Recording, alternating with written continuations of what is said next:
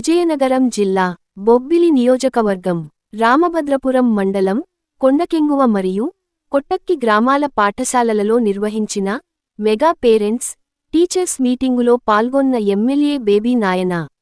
ఈ సందర్భంగా MLA baby నాయన మాట్లాడుతూ, కూటమి ప్రభుత్వం ఏర్పడిన తరువాత ప్రభుత్వ పాఠశాలలో బోధనా విధానాలు, విద్యార్థులకు మౌలిక సదుపాయాల కల్పనపై మంత్రి నారా లోకేష్ ప్రత్యేక శ్రద్ధ వహించారు అన్నారు.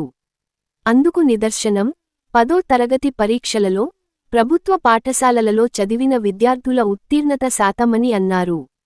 అలాగే ప్రభుత్వ పాఠశాలల్లో చదివే విద్యార్థుల సంఖ్యను కూడా పెంచే విధంగా ప్రభుత్వం కృషి చేస్తోందని తెలిపారు.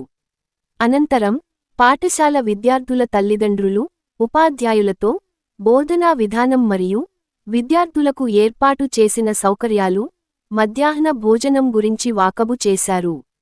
విద్యార్థులకు స్వయంగా భోజనం వడ్డించి వాళ్లతో కలిసి భోజనం చేశారు. నమస్కారం.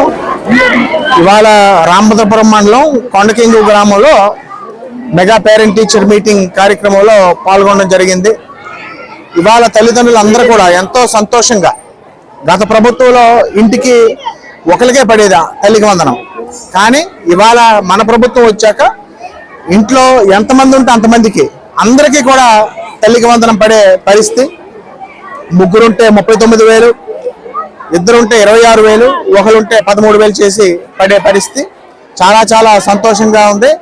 అదేవిధంగా తల్లిదండ్రులందరూ కూడా ఆ డిఫరెన్స్ని గ్రహించి గత ప్రభుత్వానికి ఈ ప్రభుత్వానికి చాలా సంతోషంగా ఉన్నారు.